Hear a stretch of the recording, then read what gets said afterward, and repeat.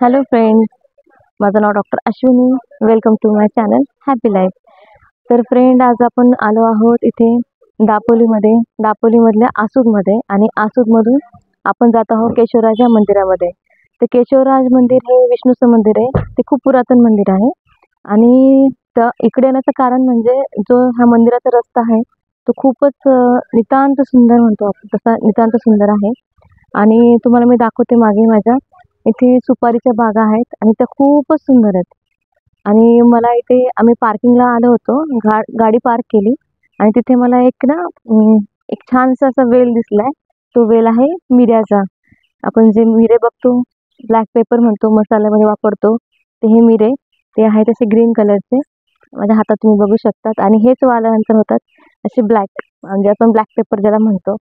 तर हा एक काहीतरी छान मस्त अनुभव होता, तो मला बघायला भेटला. आणि इथे वर सुपारीच्या पण बागा आहेत, पाठीमागे बघू शकता तुम्ही. त्या सुपारीच्या बागांमध्ये अजून तरी मला सुपारी दिसली, पण तुम्हाला दाखवेल नंतर. प्रेम.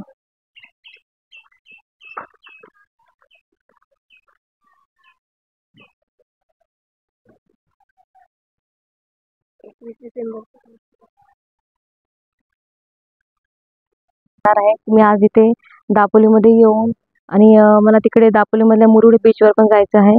तिथे मी तुम्हाला काय मस्ती करते किंवा काय मजा करणार आहे, अजून परत तिथे पण मी दापोलीमध्ये काय काय बघणार आहे, किंवा आसूद केशवराज मंदिर हे कसं असणार आहे, त्याचा रस्ता कसा असणार आहे, तिथे काय काय मजा करणार आहे किंवा काय काय घडणार आहे, हे सगळं तुम्हाला सांगेल डिटेलमध्ये.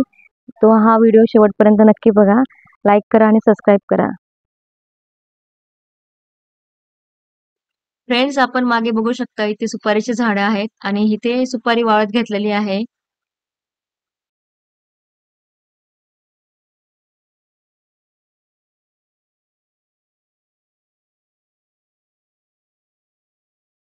आपण बघू शकता. आणि इथे आहे छोटे स्टॉल, कोकणी स्टॉल.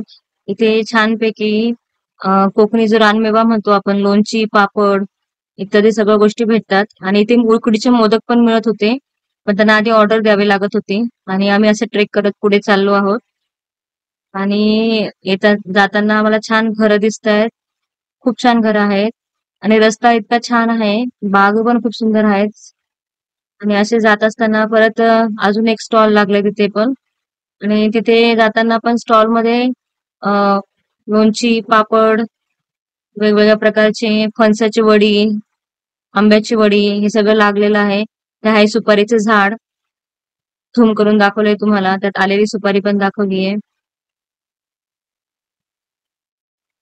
आता हे परत तुम्हाला दाखवते हे स्टॉल. इथे पाण्याची सुविधा आहे, खाण्याची सुविधा आहे. जे लहानपणीचे खाऊ आपण आहेत ते पण इथे मी खाल्लेत. आणि असंच ट्रेक करत पुढे पुढे चाललोय.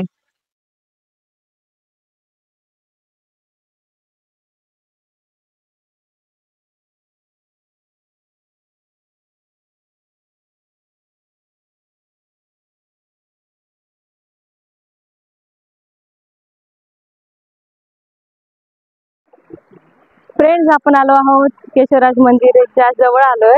पण इथे आल्यानंतर बघितलं तेवढं छान ओढा वाहतोय. खूपच सुंदर असं निसर्गरम्य परिसर आहे इथे.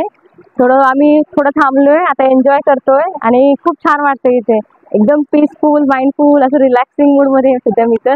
आणि हा जो ब्रिज तुम्ही बघू शकता मागे, तो पहिल्या काळात लाकडाचा सांगतो असेल कदाचित, पण आता सिमेंटचा बनवलाय.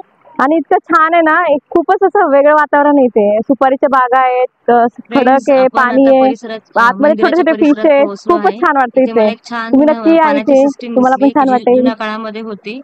असं वरून खडकातनं पाणी ह्या इथे गोमुखामधून पडतंय. एकदम शुद्ध पाणी आहे, झऱ्याचं पाणी आहे. अजिबात पोल्युशन नाही इथे कुठे.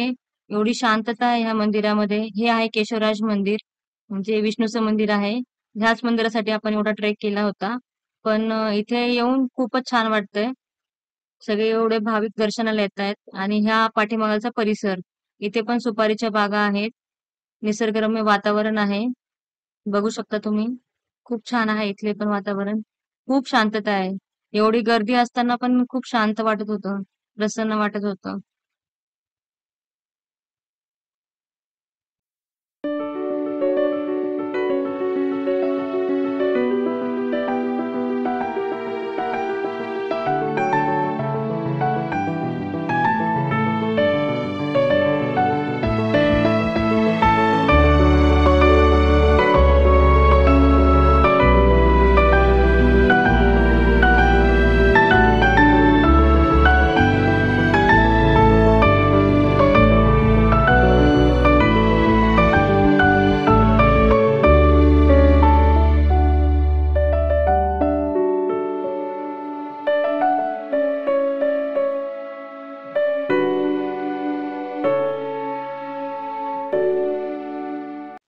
बाय फ्रेंड्स, पुन्हा भेटूया. तोपर्यंत स्टे हॅपी अँड हेल्दी.